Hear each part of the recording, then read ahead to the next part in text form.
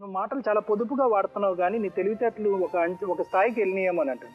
ఇవి మంచి తెలివితేటలని నేను అనుకోవట్లేదమ్మా, ఇవి కేవలం దొంగ తెలివితేటలు. ఎందుకు అంటే కనుక 10th వరకు చదువుకునే, ఇందాక మేడం అన్నటువంటి మాట, 10th వరకు చదువుకున్నటువంటి అమ్మాయికి కొద్ది గొప్ప తెలివితేటలు ఉంటాయి.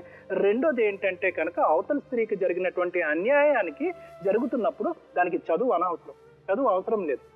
అవతల స్త్రీకి జరిగేటటువంటి అన్యాయం ఏంటి అన్నది నీ మనసులోంచి వచ్చేటటువంటి ఒక అంశం.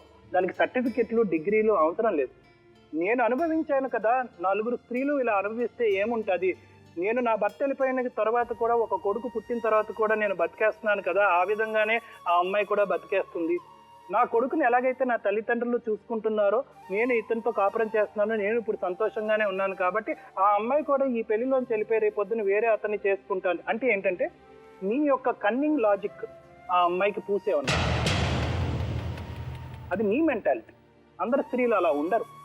ఇక్కడే చాలా గొడవలు అవుతూ ఉంటాయి ప్రపంచంలో. ఇటువంటి సంసారాల్లో పెద్ద గొడవలు జరిగేది ఇక్కడే. అంటే నేను ఈ విధంగా మెంటల్గా నా మెంటాలిటీ ఇలా ఉంటే కనుక అందరు స్త్రీలు కూడా వేరే పరాయి భర్తలతో వెళ్ళిపోయి వాళ్ళ జీవితాలు వాళ్ళు బతికేస్తారు, ఎవరు కూడా ఇక్కడ నష్టపోరు అనేటటువంటి సైకాలజీతో వెన్నుపోట పొడిచావు. అంటే సింపుల్గా చెప్పాలి అంటే నువ్వు నిలబడటానికి పక్క వాళ్ళని తొక్కేయటం అన్నమాట.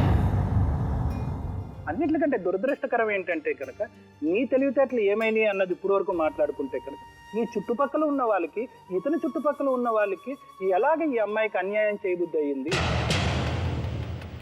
అనేటటువంటి ప్రశ్నకి మళ్ళీ మీరు సమాధానం చెప్పగలితే కనుక నువ్వే కరెక్ట్ వైఫ్. వాళ్ళ మదర్ సింపుల్ గా చెప్పేస్తున్నారు. ఇప్పుడు వాళ్ళు బాగా ముందు ఎలా చూసుకున్నారో ఇప్పుడు అలా బాగా చూసుకుంటారట. ఆవిడ మనకి ఒక కన్సెషన్ ఇస్తున్నారు కదా.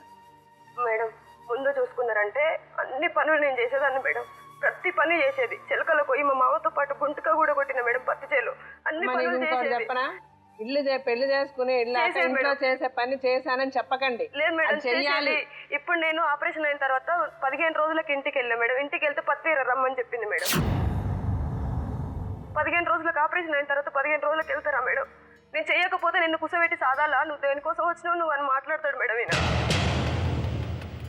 నేను ఎందుకు కుసబెట్టి సాదాలంటే ఒక్కరోజు నేను కూర్చొని తినలే మేడం. నేను ఎప్పుడు పని చేసిన ఆయన నన్ను కూర్చొని ఉన్నాడు కానీ నేను పని చేసిన మేడం. ఇప్పుడు చెయ్యకపోతే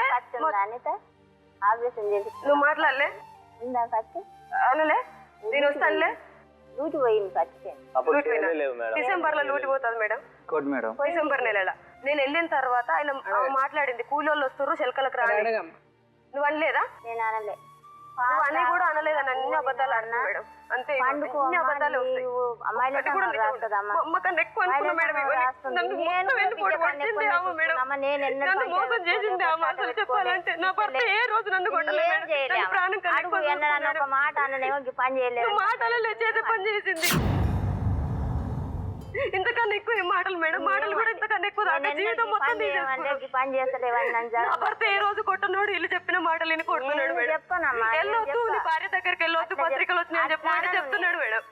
నా దగ్గర పత్రికలు వచ్చినాయంటే అమ్మాయి దగ్గరికి వెళ్తాడు మేడం. పత్రికలు ఎట్లా వస్తాయి మేడం?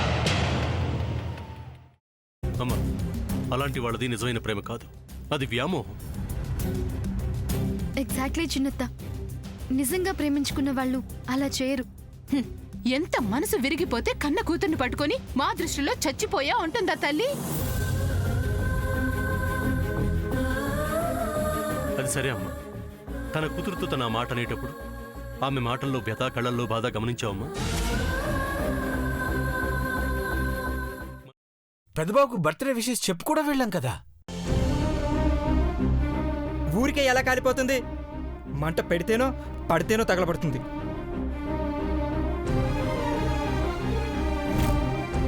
కరెక్ట్ చిన్నబాబు, నీకొచ్చినట్టే నాకు డౌట్ వచ్చింది. పార్వతే షర్టును తగలబెట్టిందనుకుంటా.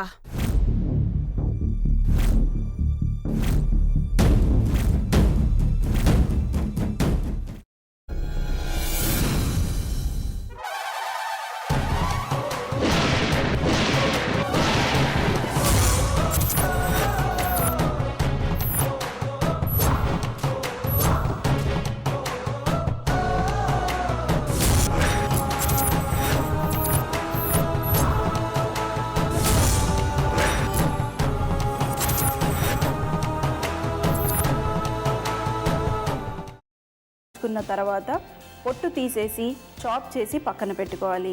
ఒక ప్యాన్లో కొద్దిగా నూనె వేడి చేసి అందులో ఆవాలు, మినప్పప్పు, శనగపప్పు, కరివేపాకు, సన్నగా తరిగి పెట్టుకున్న ఉల్లిపాయలు వేసుకుని 1 నిమిషం పాటు వేయించుకోవాలి. ఆ తర్వాత కాల్చి కట్ చేసి పెట్టుకున్న వంకాయని కూడా అందులో వేసుకుని బాగా మిక్స్ చేసి బౌల్లోకి ట్రాన్స్ఫర్ చేసుకుని అందులో తగినంత చిక్కటి పెరుగు లేదా పల్చటి పెరుగు వేసుకుని మిక్స్ చేసి అన్నంతో కానివ్వండి, చపాతీతో కానివ్వండి సర్వ్ చేసినా చాలా బాగుంటుంది.